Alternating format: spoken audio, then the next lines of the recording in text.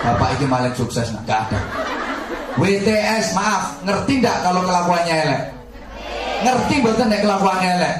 Maka nggak ada perempuan nakal yang kepingin mewariskan perbuatannya kepada anak-anaknya. Kau no, wong wedok nakal ndongakno anake, mukul-mukul luwih laris timbang buan. Kau. Sekali lagi, ini nggak bisa dibohongi. Hati nggak bisa dibohongi. Maka orang melakukan kebaikan sama orang melakukan kejelekan, itu perasaan di hati pasti berbeda. Halo. Nek ngelakoni apik mesti ning ati tenang, bahagia. Nek ngelakoni elek mesti ning ati gelisah. Ibu, Mbak. Kita celuk ibu apa tak celuk Mbak? Oke. Oh, adik. Wis, adik. Kemayu. Oke. Wong iku nek nglakoni apik mesti ning ati tentrem bahagia, tapi nek nglakoni elek mesti ning ati resah, gelisah. Pasti itu, pasti. Coba saya tanya, bawa uang sendiri sama bawa uang organisasi rasanya sama apa beda? Beda. Kalau bawa uang sendiri tenang, bawa uang organisasi entit-entitan mesti gelisah. Makan jatah sendiri sama makan jatahnya orang lain sama apa berbeda? Beda. Halo. Di bawah suami sendiri sama di bawah suami orang itu rasanya sama apa beda?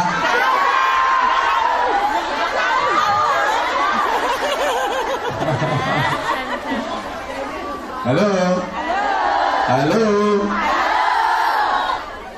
Jangankan manusia, kucing saja ngelakoni apik karena ngelakoni elek itu sikapnya berbeda. Perhatikan kucing, kalau yang dilakukan baik pasti dia tenang. Kucing makan pindang dikasih majikan. Saya bukan bermaksud membanding-bandingkan majikan dengan sampean. Jangan terlalu sensitif, Pak. Ada kucing dikasih pindang sama majikannya, resmi itu milik dia, di tempat biasa dia makan, pasti tenang dia makan. Mesti anteng, mangan iso khusyuk, ngalang-ngali sholatnya sampean. Karena sampean sholat gak pernah khusyuk. Lah wong enak-enak ruko diceluk majikan kewakilan dia. Sholat dengan majikan itu penting majikan.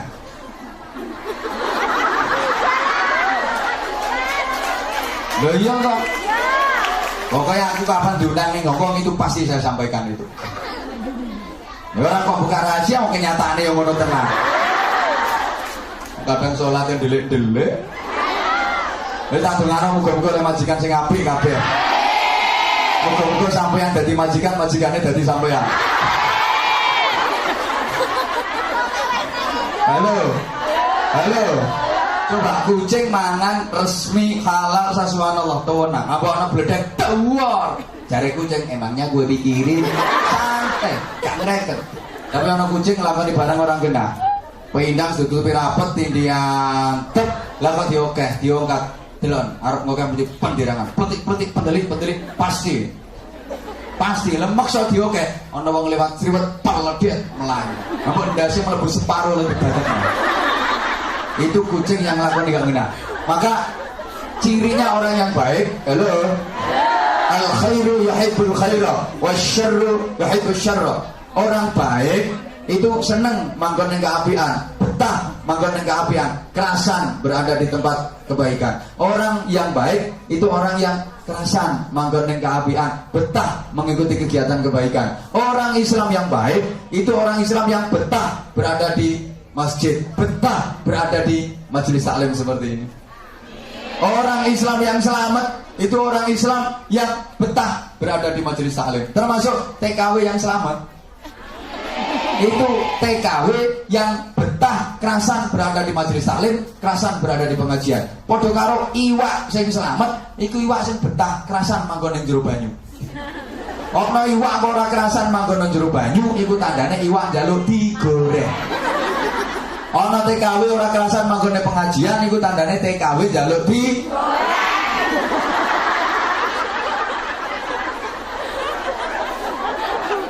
Ya, ini kata Pak Konsul Kajari tadi kan akar 63 itu nggak bertambah.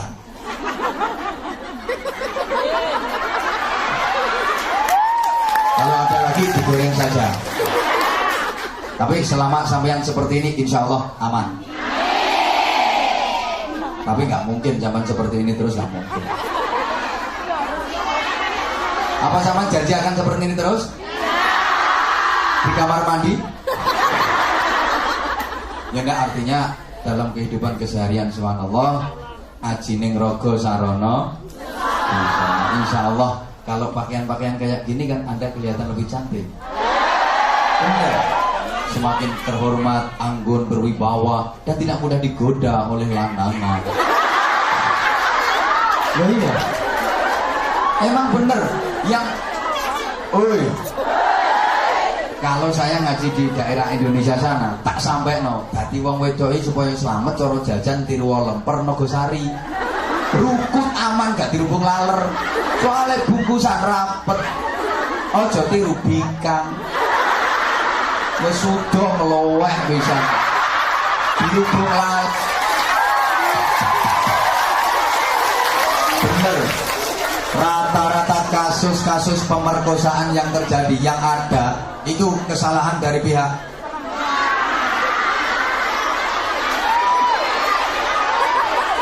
rata-rata kasus asusila yang ada itu rata-rata kesalahan dari pihak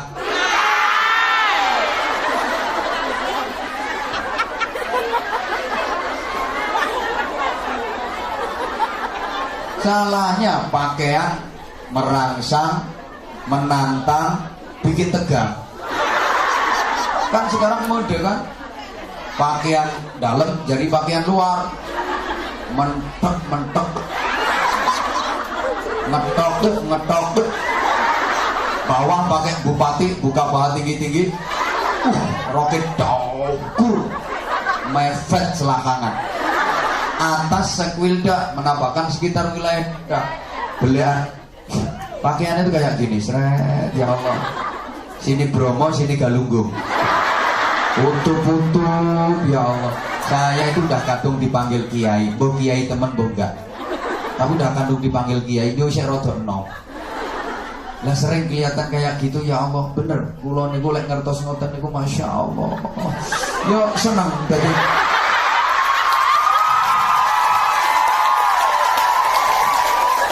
Loh, senang nuturi. Durung rampung di sorak. Terus tak, kira-kira dengarkan dulu. Saya itu jujur kalau lihat yang kayak gitu senang nuturi. Dan pasti saya berdoa agar kita model aku tuh, ya Allah, moga-moga dicoloti kiri. Nanti kerayah dikewok bisa. Masih sangat resik sih modelnya. Ben.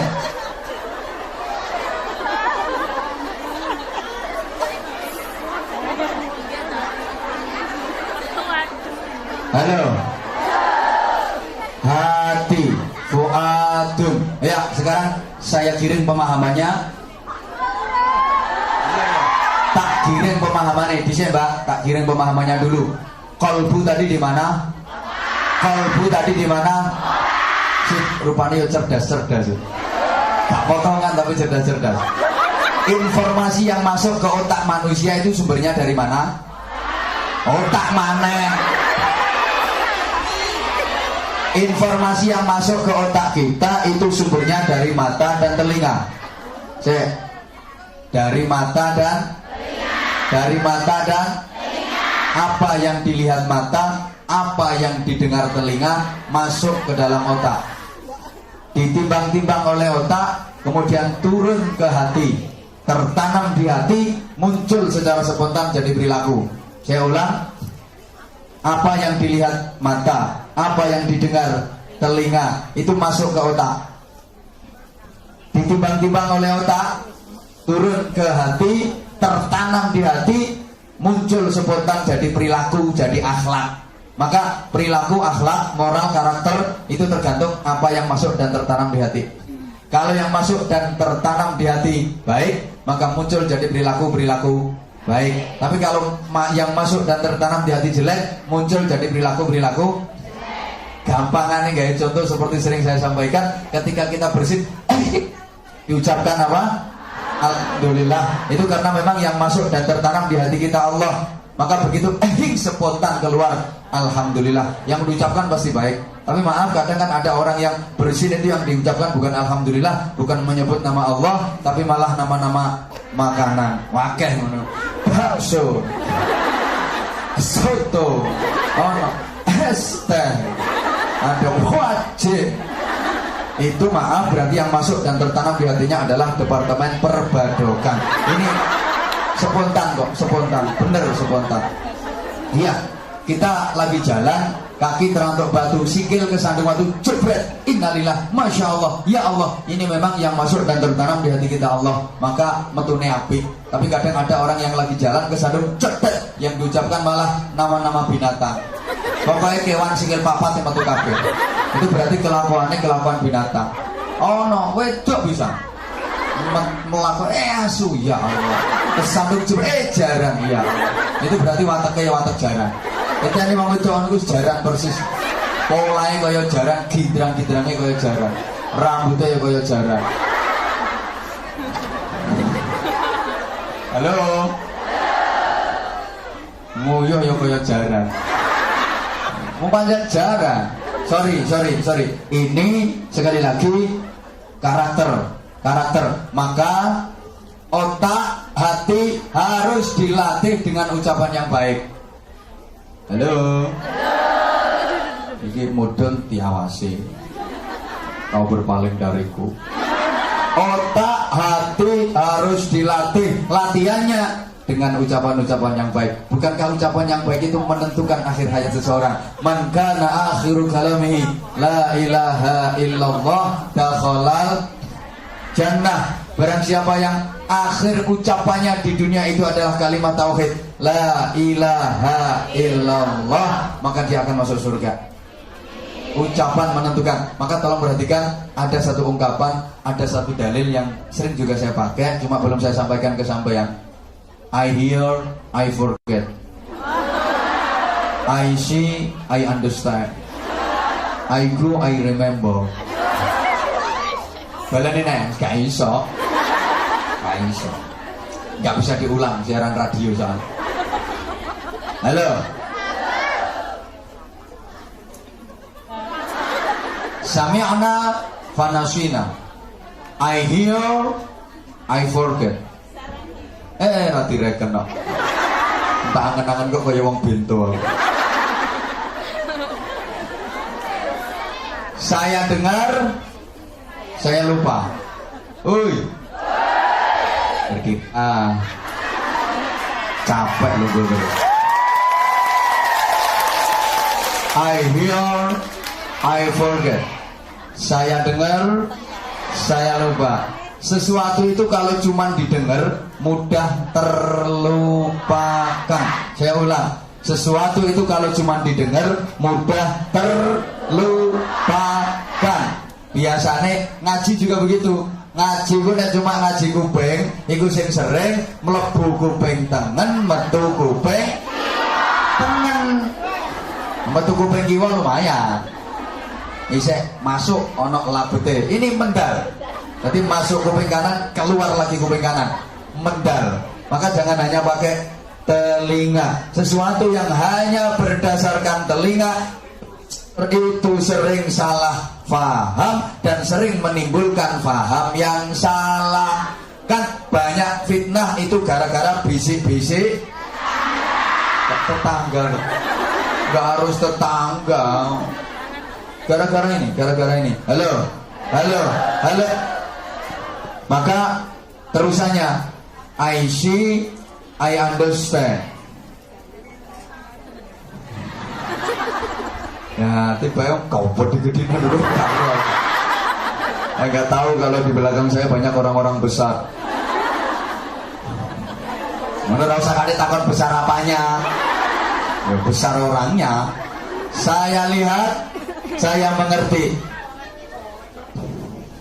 Pak, ngomong ada ngrungokno sampeyan ra ngrungokno aku.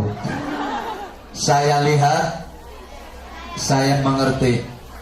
Kalau dilihat itu lebih mudah dimengerti daripada sekedar didengar. Artinya pengaruh dari melihat itu lebih kuat daripada Saya ulang. Mbak, nang lu Mbak aja omong apa, Mbak? Oh, yang wong arek-arek gak nyawang aku terus nyawang sampean. Iya, kuning sampean sampean gawe wedak ning aku ora. Nanti aslinya aku wis gosong ini iki.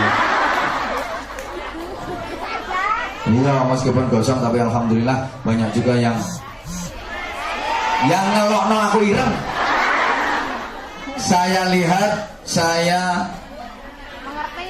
mengerti. Kalau dilihat itu lebih mudah dimengerti. Mulane setitik ngaji itu daripada sekedar ngrungokno ngangge kuping, lebih cepat masuk ke otak yang langsung dibaca. Membaca itu pengaruhnya lebih kuat daripada mendengar. Maka hati-hati menggunakan mata. Apa yang dilihat oleh mata masuk ke otak, ditimbang oleh otak, turun dalam hati. Kemarin sempat saya sampaikan, halo, mata kalau benar penggunaannya, subhanallah, pahalanya luar biasa. Ada dua mata yang kelak di akhirat tidak akan pernah tersentuh api neraka, gak akan pernah terjamah api neraka, gak akan pernah terbakar api neraka.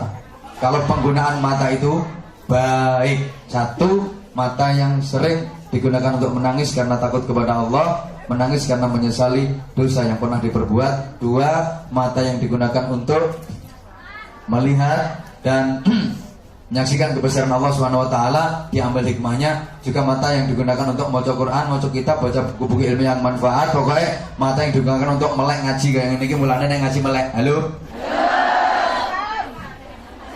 Sing merem tolong jongkrokno pisan.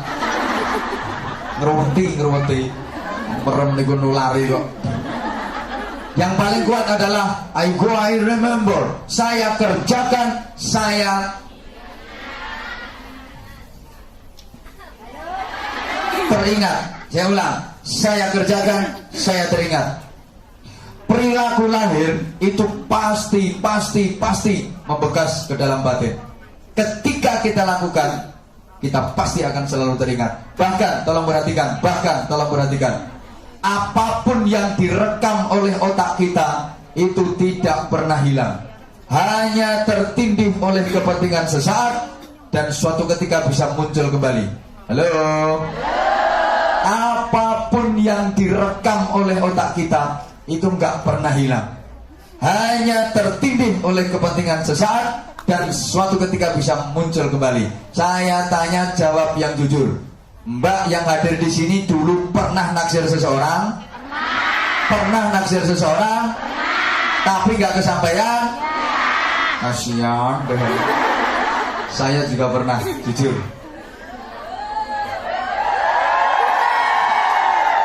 Enggak, tapi yang saya dapat jauh lebih baik daripada yang saya taksir dulu. Halo sayang. Jujur, saya juga pernah menaksir seseorang, tapi orang yang saya taksir nggak naksir saya. Saya pernah. Saya nggak merasa patut untuk dikasihani. Kenapa? Karena yang saya taksir dengan yang saya itu justru lebih baik yang saya dapat. Oh, lebih baik yang dapat. Justru yang dulu saya taksir nggak mau itu pasti sekarang menyesal luar biasa dia.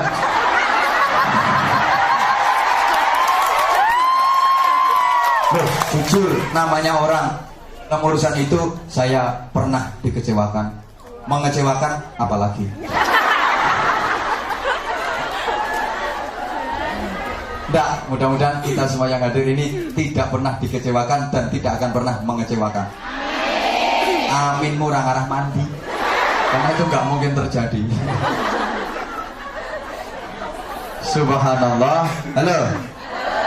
Kita rata-rata dulu pernah menaksir seseorang tapi nggak kesampaian. Suatu ketika bisa ingat kembali nggak? Suatu ketika bisa ingat kembali nggak? Bahaya. Ojo diterus-terus no. Saya tanya lagi, waktu kecil dulu, halo? Yang datang di sini waktu kecil dulu pernah nyuri nggak? Siapa yang nggak pernah nyuri sama sekali angkat tangan?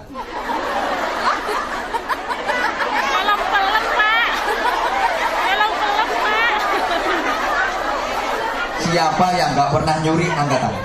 Waktu kecil dulu. Pak Hari dulu pernah nyuri. Orang sekarang jadi konsul-konsul di KBRI itu dulu kecilnya pasti pernah nyuri. Wah, aku biar tahu kok. Lu jujur toh? Pernah. Nyuri apa? Rahasia. Nanti nyeritakno kenakalannya nggak ditiru bocah-bocah. Subhanallah, pernah. Yang mbok saiki kok iso dadi kiai aku dhewe ra gunung ya. Pernah. Dan satu ketika pasti itu akan muncul kembali, ingat kembali. Maka hati-hati memasukkan informasi ke otak kita. Hati-hati, harus dilatih dengan pertama ucapan yang baik. Falyaqul khairan aw liyasmut. Ucapkan yang baik. Kalau nggak bisa mengucapkan yang baik, lebih baik diam. Halo. Jemaah sekalian yang saya hormati rahimakumullah. Falyaqul khairan. Ucapkan yang baik. Ucapan yang baik itu ucapan yang manfaat. Ucapan yang manfaat dan diperlukan. Kalau nggak manfaat, nggak diperlukan, nggak usah ngucap, nggak usah ngomong. Ngone kakean malah salah. Coba yang punya anak. Misalnya ketika zaman punya anak nakal, yang zaman ucapkan apa? Bocah kurang ajar. Ngono to? Hei. Bocah kok nakal, bocah kok kurang ajar, anak nakal, anak kurang ajar. Dengan sampean ucapkan anak nakal, anak kurang ajar, kira-kira nakalnya, kurang ajarnya waras napa mboten? Malah dadi. Malah nemen padha karo sampean dongakno. Anak kurang ajar. Pas ana malaikat amin. Anak kurang ajar temen iku dongane sampeyan. Apalagi ibu-ibu ku biasanya rada merawat ning anak. Ibu-ibu iki lho. Rada merawasno, sing wis ibu, sing mbak belum. Yang sudah ibu biasanya merawasno. Kenapa? Marah sama suami, mangkel sama suami, gak berani, akhirnya anak sing dimusuh. Itu rahasia perempuan seperti itu memang. Nang wong lanang mangkel gak wani, anak sing dimusuh. Subhanallah. Kadang anak bocah kualat. Ya Allah, kena kualat teman mandi ucapannya sampean dhewe. Lah nek anak sampean kualat berarti sampean mbok-mbokane. Lah sampean meteng iku berarti gembel wong. Sampeyan manak nguweden kuwi yang ngetokno wong. Nah sampeyan gerangane wong kualat. Jangan seperti itu. Coba ketika anak nakal zaman astagfirullah, subhanallah, ya Allah, kira-kira jadi marah enggak? Hah? Gak kira ana wong marah karo zikir. Ketok anak kok subhanallah. Yakin gak mungkin. Gak mungkin jadi marah. Wis sampeyan nggo sapu ya, nggo sapu, kadang mbok seblek anakmu. Misale wis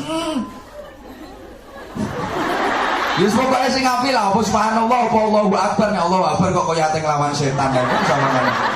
Ya ojo terlalu Allahu Akbar lah. Niku kaya tani arep mateni wong kafir ae. Lha nek nganten anyar nganten anyar gak apa-apa. Dalam kamar Allahu Akbar. Biar mertua dengar wah lagi sholat kan. Allahu Akbar. Dipikir sholat padahal ya sholat. Ya, padahal sholat gitu. Nenek musuh anak ya Jawa Akbar. Ya Allah. Astagfirullah, subhanallah. Andaikan itu memukulnya bukan karena nafsu. Andaikan terpaksa kok nyebles tenang, itu nyeblesnya bukan karena nafsu dan tidak ditunggangi setan. Karena setan gak mungkin barengi wong sing zikir. Iya, andaikan terjadi. Tapi insya Allah ketika yang kita ucapkan astagfirullah, masya Allah, ya Allah, mungkin jadi marah. Gak mungkin jadi marah. Saya ngomong-ngomong, marah itu boleh apa enggak? Marah itu boleh apa enggak? Boleh. Oke, kalau boleh tolong tunjukkan saya perda mana yang memperbolehkan orang marah. Perda mana yang memperbolehkan orang marah? Halo? Kalau ayat Quran ayatnya mana? Kalau hadis hadisnya yang mana? Saya kepengen tahu. Tegas iya, kalau marah enggak. Yang ada itu wal kaziminal ghaidha wal 'afina 'anil nas. Kan seperti itu. Orang yang bertakwa itu siapa sih? Orang yang mampu menahan amarahnya dan mudah memaafkan orang lain. Ya, Niku ayate wasari'u ila maghfiratin min rabbikum wa jannatin 'arduha as-samawati wal ardu u'iddat lil muttaqin. Siapa itu muttaqin? Alladzina yunfiquna fis sarra'i wad dharra'i wal kadhiminal ghaidha wal 'afina 'anil nas. Orang takwa itu orang yang mampu menahan amarahnya dan mudah memaafkan orang lain. Mampu menahan amarah. Berarti marah itu tidak boleh. Halo? Di ayat lain, wasyabirina fil ba'sa'i wad-dharra'i wa hinal ba's. Orang-orang yang mampu mengendalikan diri di setiap menahan amarahnya di setiap kesulitan, kesempitan, penderitaan. Wassabirin, orang-orang yang mampu bersabar fil ba'sa' wad-dharra' wa hinal ba's, dalam keadaan kesulitan, kesempitan, berbagai macam penderitaan. Sabar, sabar dan sabar. Lawannya sabar adalah marah. Halo. Di hadis yang lain lebih tegas Rasulullah menyatakan la taghdab walakal jannah. Jangan marah, maka bagimu surga. Jangan marah, maka bagimu surga. Kalau marah, bagimu neraka. Berarti marah boleh apa enggak? Boleh apa enggak? Alhamdulillah, langsung berubah. Belum setengah menit sudah berubah. Tadi boleh, sekarang enggak. Ini bukan berarti pelin-pelan enggak. Bukti bahwa sampean itu cerdas. Cerdas nih roke. Enggak boleh. Maka kalau mau marah, tolong ucapkan kalimat-kalimat thayyibah. Maka nanti insya Allah nggak akan jadi marah, nggak akan